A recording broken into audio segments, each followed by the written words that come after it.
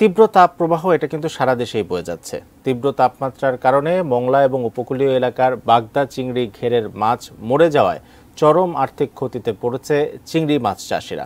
মংলার কানাইনগর চিংড়ি ঘের থেকে আরও জানিয়েছেন প্রতিনিধি নিজাম উদ্দিন।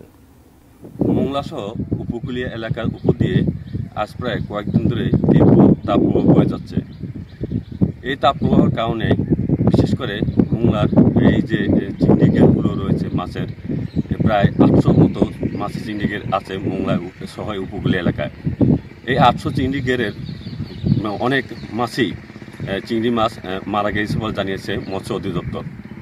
মৎস্য অধিদপ্তর আরও জানিয়েছেন যে মংলা যে মূলত প্রধান চাষ বাগদা চিংড়ি চাষ, যাকে সাদা সোনা হিসেবে বলা হয়। এই বাগদা চিংড়ি চাষিরা এখন প্রচণ্ড ক্ষতির মুখে পড়েছে তীব্র তাপমাত্রার কারণে। এই তীব্র তাপমাত্রার কারণে তাদের ঘেরের চিংড়ি মাছ প্রায় ঘেরের চিংড়ি মাছগুলোই মারা গেছে।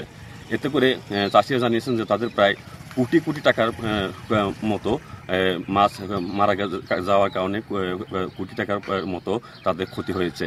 তবে চাষিরা জানিয়েছেন যে তাদের এই ক্ষতি কারণে তারা এই ক্ষতি কাটিয়ে উঠতে পারবে না। সরকার যদি এই তাপমাত্রা কমে যাওয়ার পরে সরকার যদি তাদেরকে সাহায্য সহযোগিতা করে, হয়তোবা মংলার এই যে প্রধান চাষ চিংড়ি মাছের, এই চিংড়ি চাষিরা তাহলে ঘুরে দাঁড়াতে পারবে।